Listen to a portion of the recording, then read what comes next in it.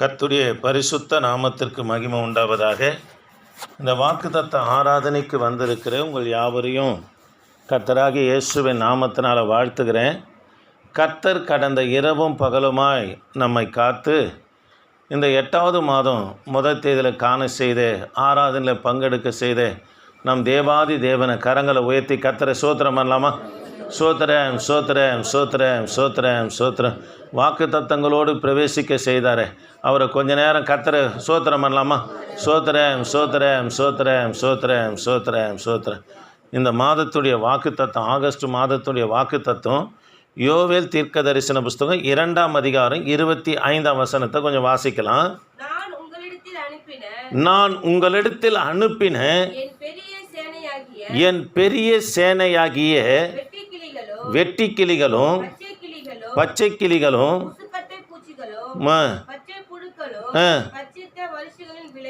பட்சித்த அதாவது வருஷங்களின் விளைவை அல்லேலூயா.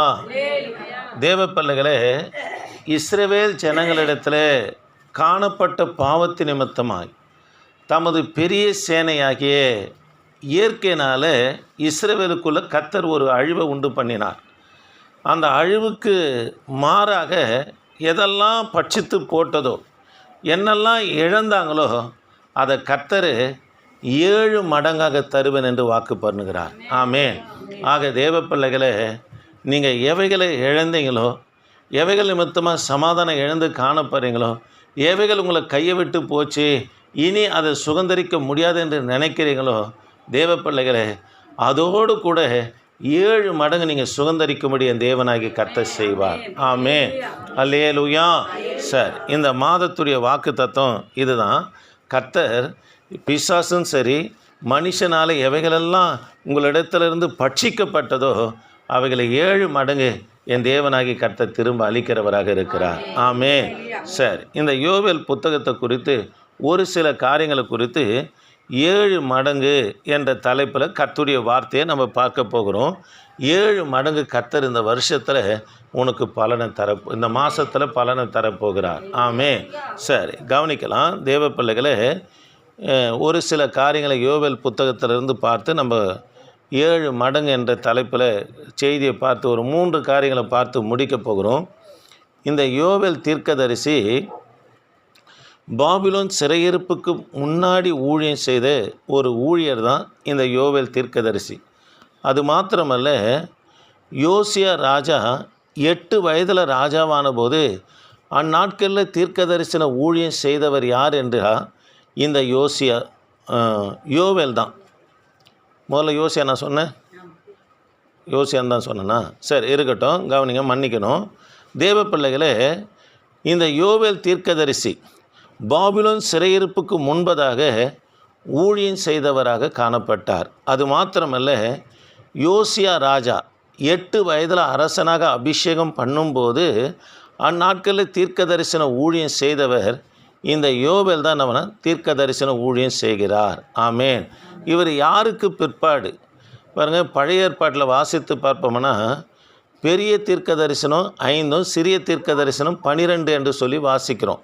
அதே போல் அந்த சிறிய தீர்க்கதரிசி 12 தீர்க்கதரிசிகளிலே ஓபதியாவுடைய நாட்களுக்கு பிற்பாடு இந்த யோவேல் நவனா தம்முடைய ஊழியத்தை செய்தார். கர்த்தருடைய ஊழியத்தை நவனா செய்தார். தேவ பிள்ளைகளே, அது மாத்திரமல்ல, யோவேலுடைய நாட்களில் யூதருக்குள்ளே காணப்பட்ட பாவம் என்னன்னா, நீங்கள் யோவேல் தீர்க்க தரிசன புஸ்தகம் 1ஆம் அதிகாரம் 5ஆம் வசனத்தை வாசிக்கலாமா? வெறியரே விழித்து அழுங்க, அலருங்க, பாருங்க, அது உங்கள் வாயினின்று விலக்கப்பட்டது என்று சொல்லுகிறார். வெறியரே என்று சொன்ன தேவ பிள்ளைகளை, அந்நாட்களிலே யோவேல் ஊழியம் செய்த நாட்களிலே தெற்கே இருக்கிற யூதயாவில் காணப்பட்ட பாவனன்னா வெறியரே என்று சொல்லப்படுகிறது. வெறியரே என்று சொன்னால் மதுபானம் பண்ணுகிறவர்களாக காணப்பட்டாங்க. மதுபானத்தினால யூத ஜனங்கள் வெறி கொள்ளுகிறவர்களாக காணப்பட்டாங்க. இது கர்த்தருடைய வார்த்தைக்கு என்ன பண்ணால் கீழ்ப்படியில். பாருங்கள், மதுபானம் பண்ணுகிறவன் ஒருவனும் யார் இல்லை, ஞானவன் அல்ல என்று சொல்லப்பட்டிருக்கிறது. ஆகவே யோவேலுடைய நாட்களில் யூத ஜனங்களுக்குள்ள இந்த மதுபான பாவம் காணப்பட்டதுனால ஆண்டவர் சொல்கிறார் பாருங்க, அது உன் வாயினின்று விலக்கப்பட்டது என்று சொல்கிறார். எப்படி இந்த மதுபானம் தயார் பண்ணுவதற்கு தேவையான பழ வகைகளை விளைய செய்வாங்களோ அவைகளில் கர்த்தர் எதை உண்டு பண்ணினான்னா தமது பெரிய சேனையை அனுப்பி அவைகளை தேவனாகிய கர்த்தர் பட்சித்தார். அல்லேலூயா. அதுதான் 4ஆம் வசனத்தில் சொல்லப்பட்டிருப்பாருங்க. வாசிங்கம்மா 4ஆம் வசனம் 1:4 பாருங்க. பச்சை புழு விட்டதை வெட்டிக்கிளி தின்றது.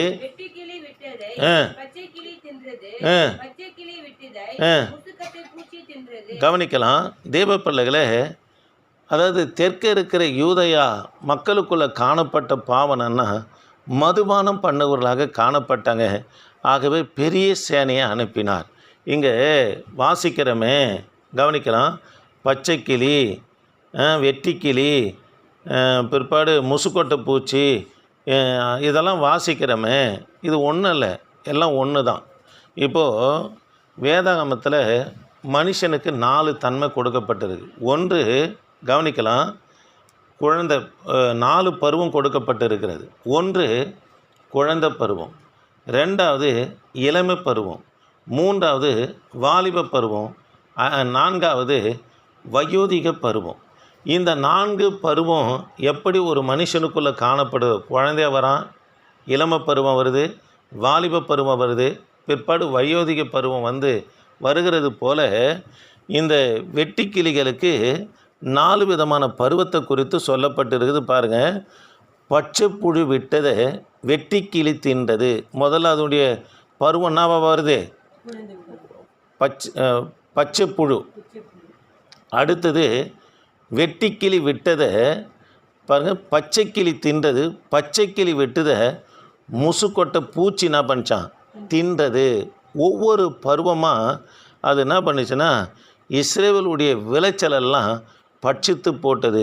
மதுபானம் பண்ணுவதற்கு ஏற்படுத்தப்பட்ட திராட்சை தோட்டங்களெல்லாம் என்ன பண்ணால் பட்சிக்கும்படியாய் தமது பெரிய சேனையை கர்த்தர் என்ன பண்ணால் அனுப்பினார். பாலஸ்தீனிய தேசத்தில் 800 வகையான வெட்டிக்கிளிகள் இருக்கிறது என்று சொல்லி ஆராய்ச்சியாளருங்க சொல்கிறாங்க. யூத ரபிக்கள் சொல்கிறாங்க. தேவ பிள்ளைகளே, அந்த வெட்டிக்கிளி பார்த்திங்கன்னா நம்ம நாட்டில் இருக்கிற எருக்கஞ்செடியில் பார்த்தீங்கன்னா நல்லா வளர்ந்த வெட்டிக்கிளியாக இருக்கும். இந்த ஒரு 10 வெட்டிக்கிளி சேர்ந்தால் எவ்வளோ பெருசாக இருக்குமோ அதுதான் 2வது பருவம் பச்சைக்கிளி சைஸில் இருக்கும். ஆமென், அல்லேலூயா. சரி, கவனிக்கலாம் தேவ பிள்ளைகளே, இந்த யூதருக்குள்ளே அதாவது மதுபானம் வெறிக்கொள்ளவர்களாக இருந்ததுனால கர்த்தர் தமது பெரிய சேனையாகிய வெட்டிக்கிளி என்ன பண்ணால் அனுப்பினார். கவனிக்கலாம், மோசே மூலிமா சொல்லப்பட்ட வார்த்தை உபாகமும் கொஞ்சம் சீக்கிரம் எடுத்துக்கலாம். உபாகமும் 28ஆம் அதிகாரம் 38லேருந்து 39 வரைக்கும் நீங்கள் வாசித்து பார்ப்போமானா தேவ பிள்ளைகளே, கர்த்தருடைய வார்த்தைக்கு நம்ம கீழ்ப்படியாமல் போவோமானா கவனிக்கலாம் என்ன நடக்கும் என்பதை சொல்கிறார் பாருங்க. அந்த காரியம் தான் எங்கே நடக்குதுன்னா இந்த யோவேலுடைய நாட்களில் நடக்கிறத பார்க்குறோம். பாருங்கள், இவங்க தேவனுக்கு கீழ்ப்படியில். தேவனுடைய பிள்ளைங்க மதுபானம் பிரியராக மாத்திரம் இல்லை, எந்த ஒரு பாவமும் கர்த்தருடைய பிள்ளைகளுக்குள்ளே காணப்படக்கூடாது. கீழ்ப்படிகளாக இருக்கணும். இங்கே உபாகமம் 28ஆம் அதிகாரம் 15 வசனம் அவங்க கீழ்ப்படியும் போது கொடுக்கப்படுகிற வாக்குத்தத்தத்தை சொல்லப்பட்டு இருக்குது. அடுத்த 16லேருந்து கடைசி வரைக்கும் கீழ்ப்படியாமல் போனால் என்னென்ன காரியங்கள் நேரிடும் என்பதை சொல்லப்பட்டு இருக்கிறது.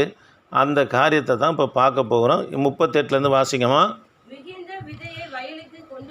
பாருங்க, கீழ்ப்படியாமல் மிகுந்த விதைகளை எங்கே கொண்டு போகிற? வயலுக்கு கொண்டு போகிறாய், கொஞ்சம் தான் அறுப்ப.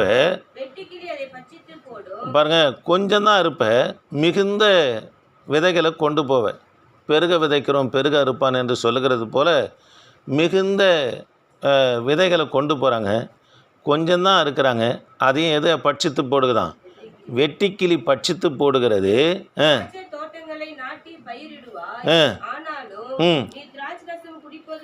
திராட்சை ரசம் குடிப்பதும் இல்லை,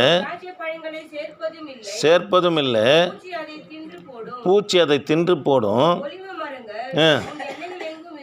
இருக்கும். அது எண்ணெயை நீ பூசிக்கொள்ள, ஒலிவ எண்ணெய் விலை உயர்ந்த எண்ணெய், நீ அந்த எண்ணெயினால் சமைக்கவும் முடியாது, அந்த எண்ணெயை எடுத்து உன் தலைகளிலே உடம்புகளில் பூசிக்கொள்ளவும் முடியாது. உன் ஒலிவ மரத்துடைய பிஞ்சுகள் என்ன பண்ணும்? உலர்ந்து போகும். முடிச்சுக்கலாம் 39. சரி, தேவ பிள்ளைகளை கவனிக்கலாம்.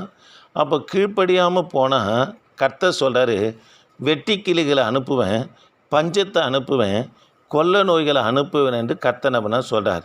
ஏற்கனவே தேசம், அதாவது யோவேலுடைய நாட்களில் தேசம் எப்படி காணப்பட்டதுன்னா அதாவது தேசமே கொஞ்சம் பஞ்சத்தில் இருக்குது. அந்த பஞ்சத்தில் இருக்கிற புல்லறுப்பை யார் கொண்டு போவாங்கன்னு சொல்லப்பட்டு இருக்குதுன்னா, நீங்கள் 6ஆம் வசனம் 11ஆம் வசனம் 1ஆம் அதிகாரம் 11ஆம் வசனத்தை யோவேல் தீர்க்க தரிசன புஸ்தகத்தில் வாசித்து பார்ப்பேன்னா, திரும்ப சொல்கிறேன் கவனிங்க. ஏற்கனவே பஞ்சம், திரளாய் விதைத்தவங்க எப்படி எடுத்துன்னு வராங்க? கொஞ்சம் தான் எடுத்துன்னு வருவாங்க, அதையும் வெட்டிக்கிளி பட்சித்து போடுதுன்னு இருக்குது.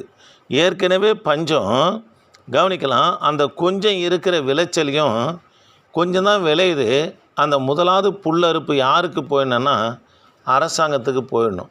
அரச சபையில் வேலை செய்கிறவர்களுக்கு, யுத்த காலத்தில் நின்று இஸ்ரவேல் ஜனங்களை காக்கிற வீரர்களுக்கு எல்லாரும் போகத்தை யாருக்கு அனுப்பினா இஸ்ரவேலில் பயிரிடுகிறவங்க, அதாவது அரசனுக்கு என்ன பண்ணால் அனுப்பிடணும். இதுதான் சொல்லப்படுது.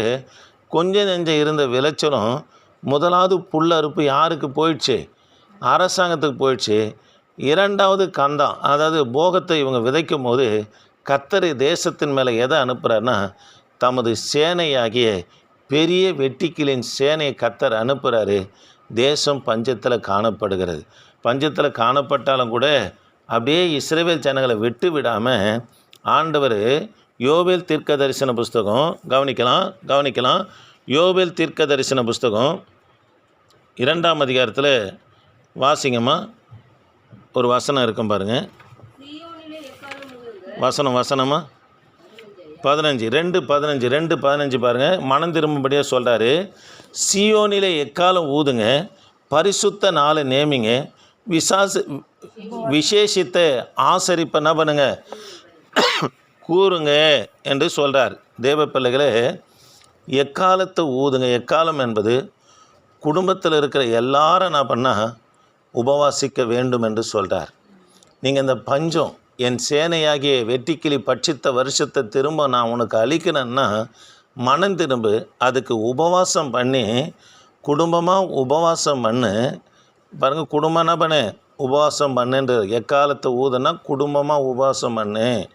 யார் உபவாசம் இருக்கக்கூடாதுன்னா கர்ப்பிணி, பால் கொடுக்குறவங்களை தவிர மற்றவங்க எல்லாரும் உபவாசம் இருந்து தங்களை தாழ்த்த வேண்டும் என்று சொல்கிறார். அல்லேலூயா. இதே காரியம்தான் யோனாவுடைய நாட்களில் நினைவே பட்டணத்தை செய்தாங்க. நினைவே பட்டணத்தில் பார்த்தீங்கன்னா ஆடு மாடு மிருக ஜீவனும் மனுஷனும், அதாவது உபவாசம் இருந்தது நிமித்தமாக கர்த்தர் செய்ய நினைத்த தீங்கை செய்யாதபடி என்ன பண்ணாராம்? மனஸ்தாபப்பட்டார் என்று சொல்லி வாசிக்கிறோம். ஆக தேவ பிள்ளைகளே, இவங்க பட்சித்த வருஷத்தை ஆண்டவர் கொடுப்பதற்காக மனம் திரும்பும்படியாக சொல்கிறார். இவங்க உபவாசம் பண்ணி தங்களை தாழ்த்தி தங்கள் பாவங்களை அறிக்கையிட்டு மனம் திரும்பின உடனே ஆண்டவர் கொடுக்குற வாக்கு தத்தத்தை பாருங்கள். இப்போ யோவேல் 2:25 நான் உங்களிடத்தில் அனுப்பின என் பெரிய சேனையாகிய வெட்டிக்கிளிகளும் பச்சை கிளிகளும் பூச்சிகளும்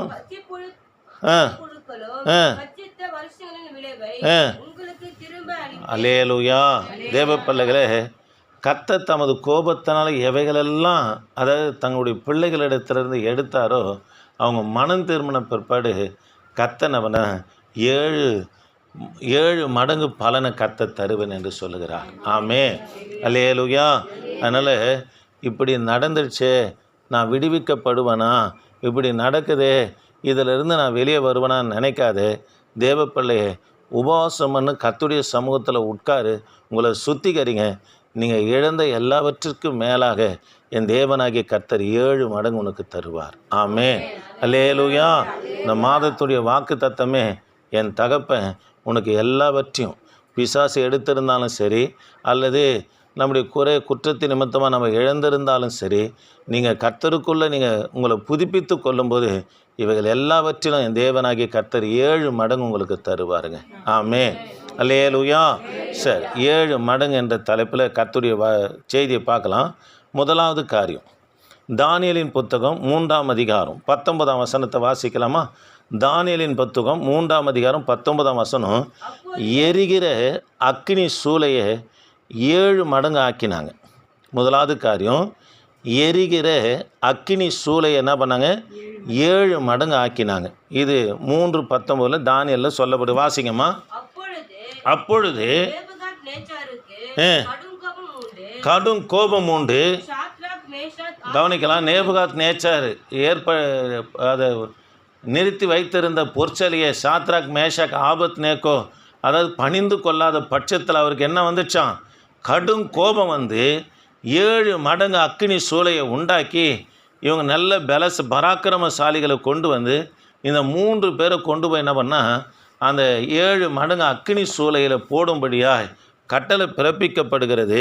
தேவ பிள்ளைகளே, 22ஆம் வசனத்தில் வாசிக்கிறோம், தூக்கி கொண்டு போன புருஷர் என்ன பண்ணால் அந்த அக்கினி என்ன பண்ணால் கொன்று போட்டது என்று சொல்லி பார்க்கிறோம். 25ஆம் வசனத்தில் போடப்பட்ட இந்த 3 பேருக்கும் ஒரு சேதமும் இல்லை. 4ஆம் சாயலில் தேவ புத்திரருக்கு ஒப்பானவர் கர்த்தர் இவர்களோடு கூட இருக்கிறத யார் பார்க்குறாருன்னா நேபுகாத் நேச்சர் பார்க்கிறார். ஆமே, தேவ பிள்ளைகளே, இதே 27ஆம் வசனத்தில் நீங்கள் வாசித்து பார்ப்போம்னா அக்கினி பேலன்ஸ் செய்ய முடியலன்னு சொல்லப்பட்டு இருக்கிறது. உங்களுக்கு விரோதமாய் 7 மடங்கு அக்கினி சூளை, வேதனை, பிரச்சனை, போராட்டம், நிந்த, அவமானம் கூடிக்கினே இருக்குதுன்னு கவலைப்படாத தேவ பிள்ளையே. கர்த்தருக்காக நீ வைராக்கியமாக நிற்பாயானா, கர்த்தருக்காக நீ வைராக்கியமாக நின்று ஜெபத்திலும் உபவாசத்திலும் கர்த்தர் உன்னை அழைச்ச காரியத்திற்கு அர்ப்பணித்து தேவனுக்காக நீ கர்த்தரையே பார்த்து ஓடுவாயானா, தேவ பிள்ளையே, உன்னை தூக்கி கொண்டு போகிற, உனக்கு உபத்திரம் பிரச்சனைகள் உண்டாக்கப்படுகிற அந்த புருஷர் என்ன பண்ண, அது அந்த அந்த எந்த பிரச்சனையை உண்டாக்குறார்களோ அதுவே அவர்களை பட்சிக்கும் என்று கர்த்தர் சொல்லுகிறார். அது மாத்திரமல்ல, போடப்பட்டதானே இந்த சாத்ராக் மேஷாக் ஆபத்நேகோவுக்கு ஒரு சேதமும் இல்லை.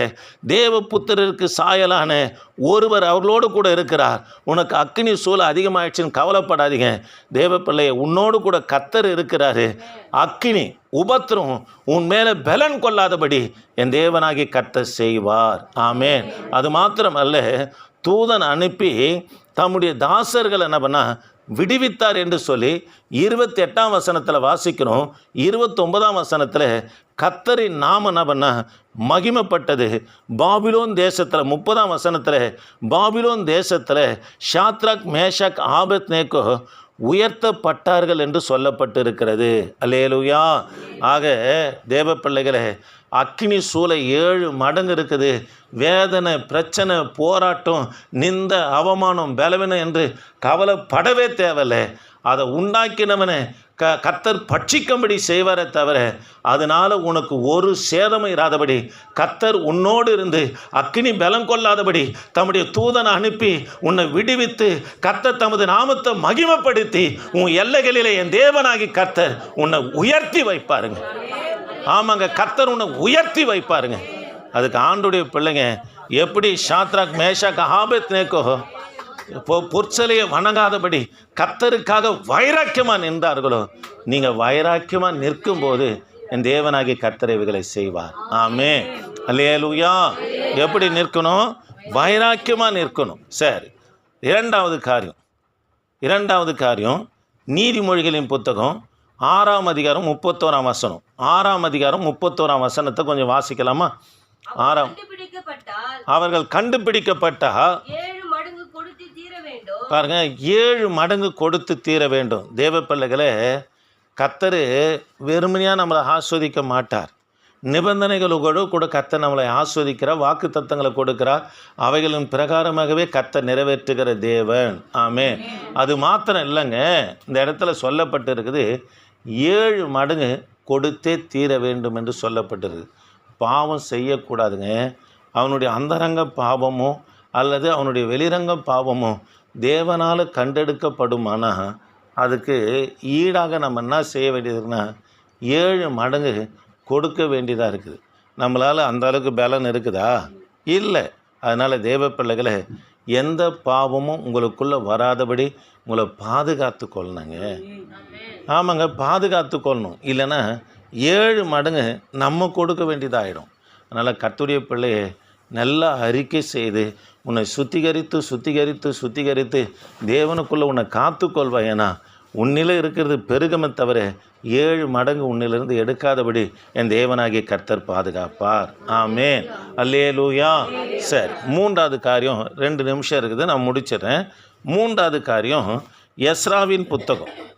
எஸ்ராவின் புத்தகம் 7ஆம் அதிகாரம் 16ஆம் வசனம். 7ஆம் அதிகாரம் 16ஆம் வசனத்தை வாசிக்கலாமா? 7ஆம் அதிகாரம் 16 7:16. பாபிலோன்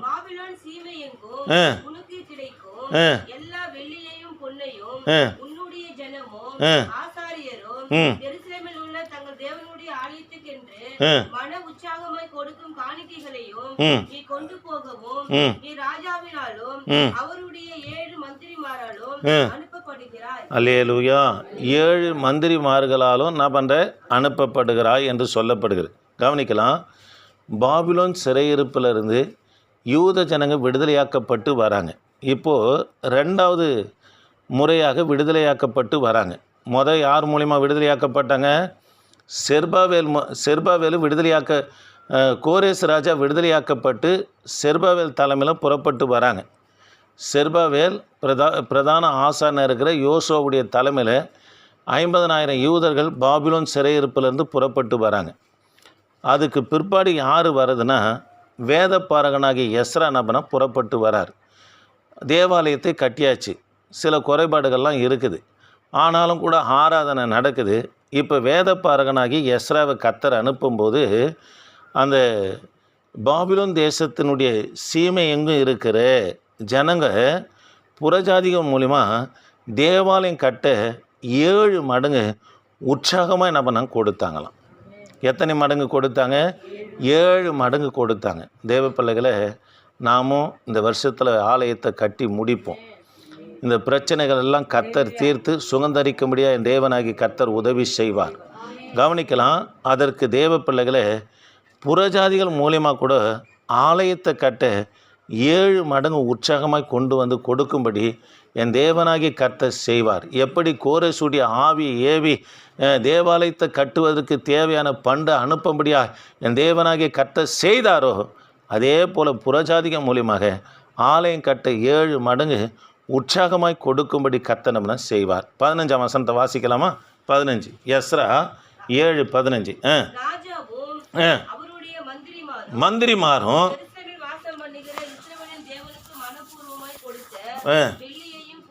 பாருங்க எதெல்லாம் கொடுத்தாங்களாம்? மனப்பூர்வமாக வெள்ளியும் பொன்னையும். பாபிலோன் சீமை எங்கும் பொன்னையும் உன்னுடைய ஜனமும் ஆசாரியரும். சரி, கவனிக்கலாம். 3 காரியத்தை சொன்னேன். 1, தேவ பிள்ளையை எரிகிற அக்கினி சூளை 7 மடங்கு ஆக்கினாலும் அதை உண்டாக்கினவன் புருஷன் அவனை பட்சிக்கப்படுவானே தவிர உனக்கு ஒரு சேதமும் வராதபடி, அக்கினி பலன் கொள்ளாதபடி கர்த்தர் உன்னோடு கூட இருந்து பாதுகாப்பார். அது மாத்திரமல்ல, தூதனை அனுப்பி விடுவிப்பார். கர்த்தர் தமது நாமத்தை மகிமைப்படுத்தி பாபிலோன் தேசம் எங்கும் அவர்களை உயர்த்தினது போல கர்த்தர் உங்களையும் உயர்த்தி வைப்பார். அதற்கு ஆண்டவருக்காக வைராக்கியமாக நிற்கணும். 2வது 7 மடங்கு கொடுத்தே தீரணும். சத்தியத்தை அறிந்து பாவம் செய்வோம்னா நம்ம கையிலிருந்து கர்த்தர் 7 மடங்கு நம்மனை விசாரிப்பார். அதனால் ரொம்ப ஜாக்கிரதையாக இருங்க. 3வது தேவ பிள்ளைகளை புறஜாதிகள் மூலிமா கர்த்தருடைய ஆலயம் கட்ட 7 மடங்கு உற்சாகமாய் கொடுக்கும்படி என் தேவனாகிய கர்த்தர் செய்வார். வெள்ளியும் பொன்னையும், அதாவது பாபிலோன் சீமை எங்கும் கொண்டு வந்து தேவாலயம் கட்டுவதற்கு நம்மனா கொடுத்தாங்களாம். அதனால் உங்கள் வீடு வாசல் தேவாலயம் கட்டுவதற்கு புறஜாதியுடைய கைகள் உங்களுக்கு ஆதரவாக இருக்கும் என்று கர்த்தர் வாக்கு பண்ணுகிறார். ஆமென், அல்லேலூயா. சரி, முழங்கால் படியில்லாமா கர்த்தரை நோக்கி பார்க்கலாம்.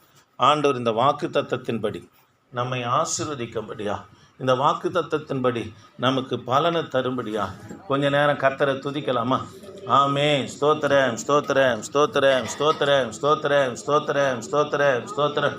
இந்த வாக்கு தத்தத்தின்படி கர்த்தர் நமக்கு பலன் தரும்படியா, இந்த வாக்கு தத்தத்தின்படி நம்மை ஆஸ்வதிக்கும்படியா, இந்த வாக்கு தத்தத்தின்படி நம்மளை நடத்தும்படியா, ஆமென், 7 மடங்கு பலனை சுதந்தரிக்க என் தகப்பன் உதவி செய்யும்படியா கொஞ்ச நேரம் கர்த்தரை துதிக்கலாமா? ஏசப்பா உதவி செய்யும்படியா கர்த்தரை சோத்திரம் பண்ணலாமா? சோத்திரம் சோத்திரம் சோத்திரம் சோத்திரம் சோத்திரம் சோத்திரம் சோத்திரம். கிருபையே நாங்கள் உம்மை துதிக்கிறோம். வந்ததான ஒவ்வொரு பிள்ளைகளுக்காய் ஸ்தோத்திரம். ஆண்டவரே, வந்த ஒவ்வொரு பிள்ளைகளையும் ஆசீர்வதிங்க. பலவீனம் கிரிகள் எல்லாம் மாறட்டும். ஆண்டவரே, 7 மடங்கு பலனை என் ஜனங்கள் ஆண்டவரை பெற்றுக்கொள்ள, இந்த வேலையில் சபை பெற்றுக்கொள்ள, அடியன் பெற்றுக்கொள்ள, ஆண்டவரே கான்ஃபரன்ஸ் லைனில் இருக்கிற பிள்ளைகள் பெற்றுக்கொள்ள, சபையார் பெற்றுக்கொள்ள, யூடியூப்பில் கேட்குற பிள்ளைகள் பெற்றுக்கொள்ள என் தேவன் நீங்கள் உதவி செய்யுங்க. தொடர்ந்து உமது கரம் இருக்கட்டும். அடியன் உமது அபிஷேகத்தை சார்ந்து வந்த பிள்ளைகளை பிதா குமாரன் பரிசுத்த ஆவி நாமத்தினால் ஆசீர்வதிக்கிறேன். ஆண்டவரே, இந்த மாதம் முழுவதுமாய் பொறுப்பெடுத்து வழிநடத்துங்க. இயேசு நாமத்தை ஜெபிக்க நல்ல பிதாவே, ஆமென். என் ஆத்துமாவே கர்த்தரை ஸ்தோத்திரி, என் மூலமே கர்த்தரை பரிசுத்தம். என் ஆத்துமாவே கர்த்தரை ஸ்தோத்திரி, அவர் செய்த சகல பலன். ஆமென். அல்லேலூயா அல்லேலூயா அல்லேலூயா. கர்த்தர் உங்களை ஆஸ்வதிப்பாராக. ஸ்தோத்திரம் ஸ்தோத்திரம் ஸ்தோத்திரம்.